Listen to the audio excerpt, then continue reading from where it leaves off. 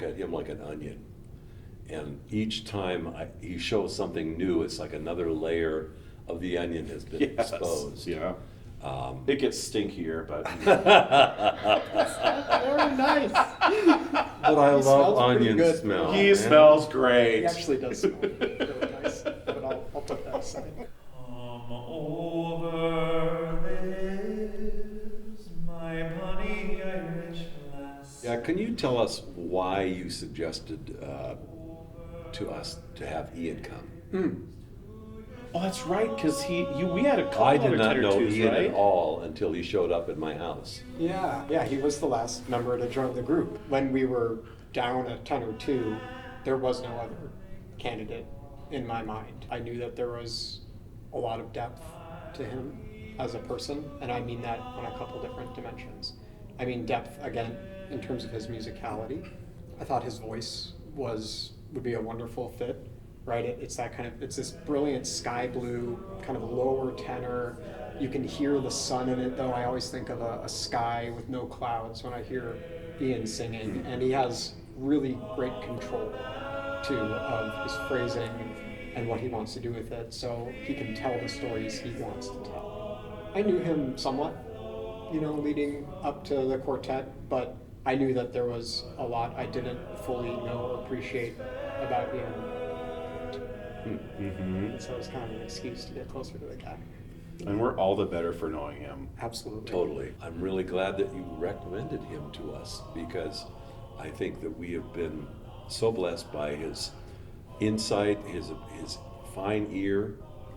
I mean, he hears a lot more stuff than I do. Yep. He brings all of the sensitivities that we need for an ensemble. The man has sort of a magician's level attention to detail. If you kind of take the time in the space, whatever he's going to say is going to be really well thought out. It's going to totally throw upside down what you were thinking, and it's going to be brilliant and the thing that we should probably do.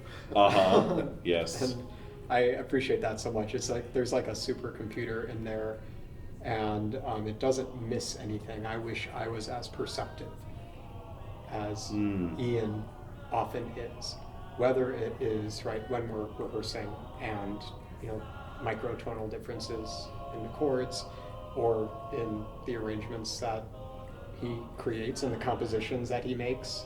Or you guys don't see this as much, but when we're updating the website and doing all the other technical stuff, let it be known that 95% of everything is working because Ian made it work.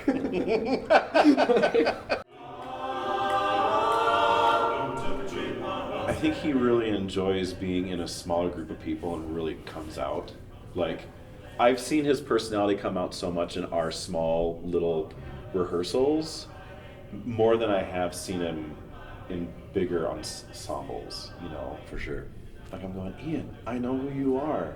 Come out of your shell. I still get a kick out of the fact that he would prefer not to speak at all at a concert, and we are starting to accommodate him. We don't push him into that, but we just kind of. But when he does speak, he has something to say. Oh He's my thought gosh. about it, and it's researched, and don't let the man hold himself back, is what I'm trying to say. Yeah. His ability to arrange, and then to compose, and then to give us the composer's perspective, the depth of the texts that he chooses and why he chooses them, and then I think we all bring that, but Ian has this way of describing it in such a way that I go, well, yeah, that makes sense. He's brilliant. He is of the Renaissance. In terms of rational scientific thinking and empirical tests, this is just something that Ian does naturally. Okay. It's why he's gifted at coding and architecture and things of that nature, but also, I see it suffused in his compositions, right? He has a very strong understanding of musical theory and of different pitch frequencies and of just intonation versus equal tempered intonation, and he thinks about the technical components of whatever he's building on. And I think again that's where the attention to detail really pays off, because he kind of hovers in all these different bodies of knowledge in his work. But then I say of the Renaissance, right, because there is sort of a naturalist philosopher component to him as well. He has a depth of knowledge. There's also a depth of humanity that comes out of him. I see how much he loves Kipo. Kipo. He loves Kipo. And you can see the depth of his heart when he talks about her and how much he cares. But it's not just her, it's humanity. And I love that. He has changed vocally since we first started. I think he has turned himself into a first-rate tenor lead. I think he was shy to begin with, not feeling as confident about it perhaps, but what he's been able to do in terms of the vocal ability, I think it's just stunning. It's funny you said like sky blue. I was thinking like this kind of deep orange, or like a orange, like a burnt umber. I don't know if it's that much, but there's a vibrancy, but there's also a depth to it. There's a sunshininess, there's a radiance to it. Yeah, I would go in the burnt orange color. Okay. Yeah. There's a warmth, but there's also a brilliance there too. You put the orange and the blue together, that would be like either a sunrise or a sunset. That's what I'm talking about. Yeah. That sunrise, no clouds. That's like peak Ian. Okay. And then he gives us something different, and we'll camp a little while. If you think about that too. Yes. There's more of an edge that comes out in that. Yep. That I go, oh, Ian got that in you too. Okay. Hidden talents. Yeah, but he does make chili with chocolate. Has he shared it with us yet? Maybe he will I at think the we need to. voluntold cooking Yes. thing.